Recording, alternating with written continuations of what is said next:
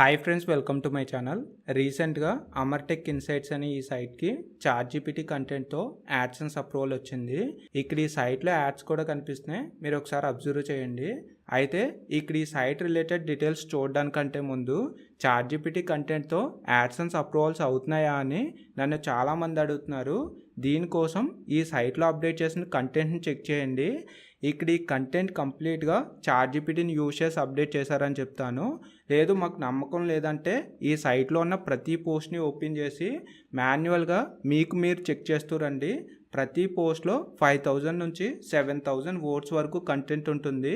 దీన్ని బట్టి ఒకసారి ప్రాక్టికల్గా ఆలోచిస్తే ఒక పర్సన్ మాన్యువల్గా 5000 నుంచి 7000 వర్డ్స్తో కంటెంట్ రాస్తూ అప్డేట్ చేయాలంటే చాలా కష్టం అవుతుంది. అండ్ మినిమంలో మినిమం 2 డేస్ నుంచి 3 డేస్ ఈజీగా పట్టేస్తుందని చెప్తాను.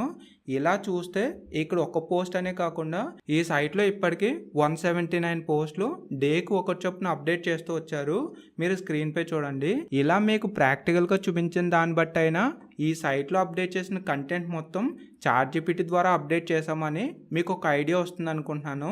ఇక్కడ వరకు ఇది క్లియర్ కదా. అయితే ఈ సైట్కి యాడ్సెన్స్ అప్రూవల్ రావడానికంటే ముందు 4 టైమ్స్ రిజెక్ట్ అయ్యి 5th టైం యాడ్సెన్స్ అప్రూవల్ వచ్చింది. దీన్ని కూడా మీరు నమ్మరు కాబట్టి దీని రిలేటెడ్ డీటెయిల్స్ కూడా మీకు స్క్రీన్పై చూపిస్తున్నాను. ఫస్ట్ వీళ్ళ మెయిల్ లాగిన్ అయ్యి నాకు ఫస్ట్ టైం రిజెక్ట్ అయినప్పుడు యాడ్సెన్స్ నుంచి మెయిల్ వస్తుంది కదా, ఈ మెయిల్ని చూపిస్తున్నాను చూడండి. ఇది ఫస్ట్ టైం వచ్చిన మెయిల్. ఇక్కడ డేట్ని చూడండి, మెయిల్లో ఏదైతే కంటెంట్ ఉందో దీన్ని అబ్జర్వ్ చేయండి.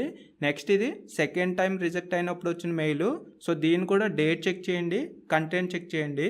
ఇది థర్డ్, నెక్స్ట్ ఇది 4th. ఇవి లైన్గా 1 by 1గా కనిపిస్తున్నాయి. మీరు ఇక్కడ చూడొచ్చు. ఈ 4 మెయిల్స్ అయిన తర్వాత 5th మెయిల్ చెక్ చేస్తే అప్రూవల్ అయిందన్నట్టు కనిపిస్తుంది. దీని రిలేటెడ్ డేట్ కూడా అబ్జర్వ్ చేయండి. December 15, 2024న అప్రూవల్ వచ్చినట్టు మనకి ఇక్కడ చూపిస్తుంది.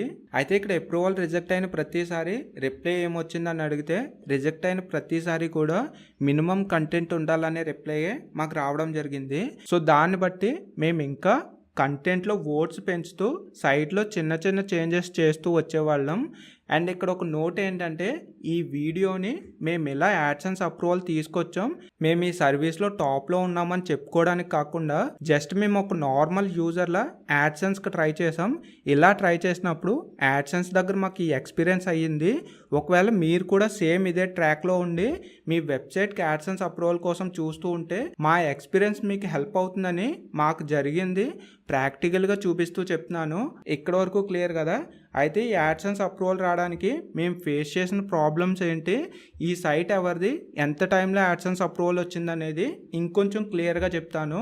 ఈ అమర్టెక్ ఇన్సైట్స్ అనే ఈ సైట్ని 27/6/2024న అమర్ అనే ఒక పర్సన్ హోస్టింగర్లో డొమైన్ అండ్ హోస్టింగ్ తీసుకుని యూట్యూబ్లో కొన్ని రిఫరెన్స్ వీడియోస్ చూస్తూ స్టార్ట్ చేసామని చెప్పారు. నెక్స్ట్ వర్డ్‌ప్రెస్లో దొరికే ఒక ఫ్రీ థీమ్తో సైట్ని సెటప్ చేసుకుని నార్మల్గా కంటెంట్ పోస్ట్ చేస్తూ యాడ్సెన్స్కి అప్లై చేశారు. కానీ యాడ్సెన్స్ నుంచి మినిమం కంటెంట్ ఉండాలని రిప్లై వచ్చేది. ఇలా రిప్లై వస్తుందన్నప్పుడు వాళ్ళకి అర్థం కాక యూట్యూబ్లోనే మా వీడియోని చూసి మమ్మల్ని కాంటాక్ట్ అయ్యామని చెప్పారు. ఇలా మమ్మల్ని కాంటాక్ట్ అవ్వగానే ఫస్ట్ సైట్ డిజైన్ ఎలా ఉందని చెక్ చేసాం. వీళ్ళు ఫ్రీ థీమ్ యూజ్ చేశారు కాబట్టి సైట్ డిజైన్ అంత నీట్గా ఏం లేదు. సైట్లో ఉన్న కంటెంట్ అంత కరెక్ట్గా ఏమీ యూజర్కి కనిపించట్లేదు. సో కాబట్టి ఫస్ట్ సైట్ని మా దగ్గరున్న యాడ్సెన్స్ ఫ్రెండ్లీ డిజైన్తో చేంజ్ చేసాం. మేము ఎలా చేంజ్ చేసాం, ప్రజెంట్ సైట్ ఎలా కనిపిస్తుంది అనేది మీరు స్క్రీన్పై చూడొచ్చు. ఈ డిజైన్ వల్ల ఏంటంటే సైట్ యొక్క పెర్ఫార్మెన్స్ బెటర్గా ఉండడానికి, సైట్లో ఉన్న కంటెంట్ నీట్గా కనిపించడానికి ఒక ఛాన్స్ ఉంటుంది. అండ్ యాడ్సెన్స్ వాళ్ళు ఇచ్చే యాడ్స్ ఉంటాయి కదా, ఈ యాడ్ ప్లేస్మెంట్స్ అనేవి కరెక్ట్గా అలైన్ అయ్యి వాళ్ళకి ఫ్రెండ్లీగా ఉండడానికి ఇక్కడ ఈజీ ఉంటుందని చెప్తాను. ఇలా దీన్ని యూజ్ చేయడం వల్ల మాకు చాలా వరకు ఫాస్ట్గా యాడ్సెన్స్ అప్రూవల్ అవ్వడానికి పాసిబుల్ అవుతుందని చెప్తాను. సో ఇది ఈ యాడ్సెన్స్ ఫ్రెండ్లీ థీమ్ గురించి. నెక్స్ట్ వాళ్ళ సైట్లో అప్డేట్ చేసిన కంటెంట్ని చెక్ చేసాం. మీకు ఎగ్జాంపుల్గా వీళ్ళు స్టార్టింగ్లో అప్డేట్ చేసిన ఒక పోస్ట్లో ఉన్న కంటెంట్ని చూపిస్తున్నాను చూడండి. ఈ కంటెంట్ని చాట్‌జీపీటీతోనే పెట్టారు కానీ చాలా తక్కువ వర్డ్స్ ఇచ్చారు. అండ్ కంటెంట్ స్ట్రక్చర్ కూడా అంత కరెక్ట్ అలైన్తో లేదు. అండ్ కింద చూడండి FAQs ఉన్నాయి, ఇవి కూడా అంత పర్ఫెక్ట్గా కనిపించట్లేదు.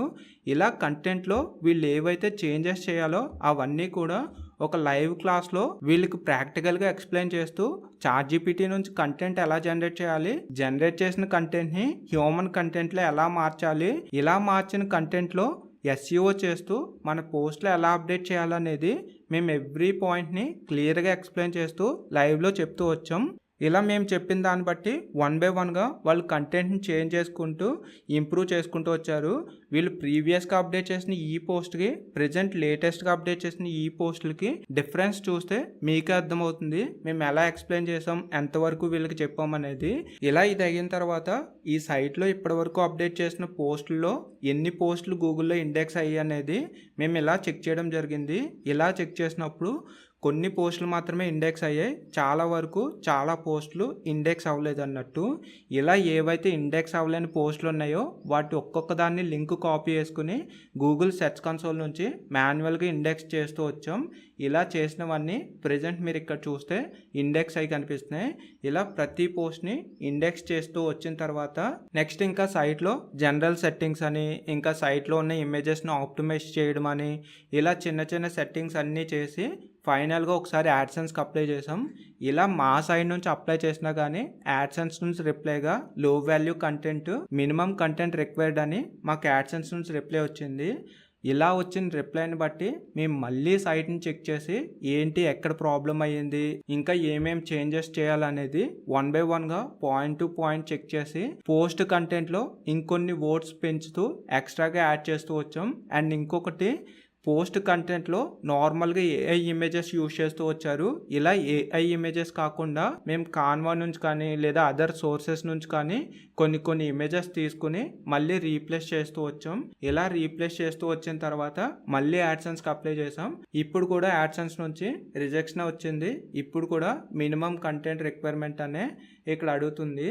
ఇప్పుడు ఏం చేసామంటే సైట్లో ఎటువంటి చేంజెస్ చేయకుండా సేమ్ అలానే ఉంచి రెగ్యులర్గా కంటెంట్ పోస్ట్ చేస్తూ కొన్ని డేస్ గ్యాప్ ఇద్దామని గ్యాప్ ఇచ్చాం. ఇలా ఒక 20 డేస్ గ్యాప్ ఇచ్చి మళ్ళీ యాడ్సెన్స్కి అప్లై చేసాం. ఇలా అప్లై చేసినప్పుడు మీరు ఇక్కడ స్క్రీన్ పే చూస్తున్నారు కదా, డిసెంబర్ 15న అప్రూవల్ వచ్చింది. ఫైనల్గా అప్రూవల్ వచ్చిందని చెప్తాను.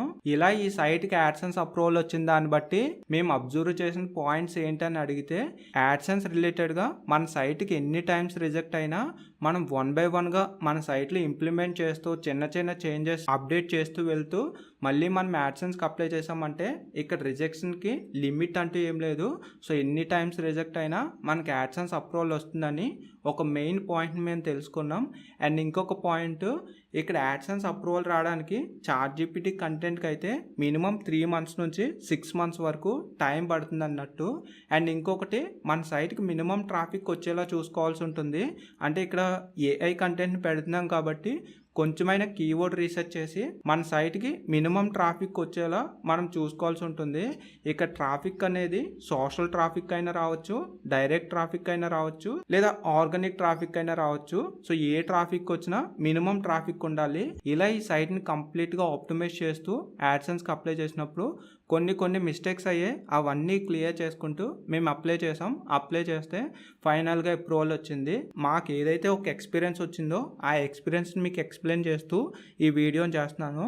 సో ఫైనల్గా ఇది వీడియోకి సంబంధించి మీకు ఇంకేమైనా డౌట్స్ ఉంటే కింద కామెంట్ చేయండి. అండ్ చాట్‌జీపీటీ కంటెంట్తో మన పోస్ట్ కంటెంట్ ఎలా అప్డేట్ చేయాలని చాలామంది అడుగుతున్నారు. దీని రిలేటెడ్గా ఒక డెడికేటెడ్ వీడియో చేస్తాను. ఇంకేమైనా ఉంటే ఆ వీడియోలో అప్డేట్ చేస్తాను. Thank you.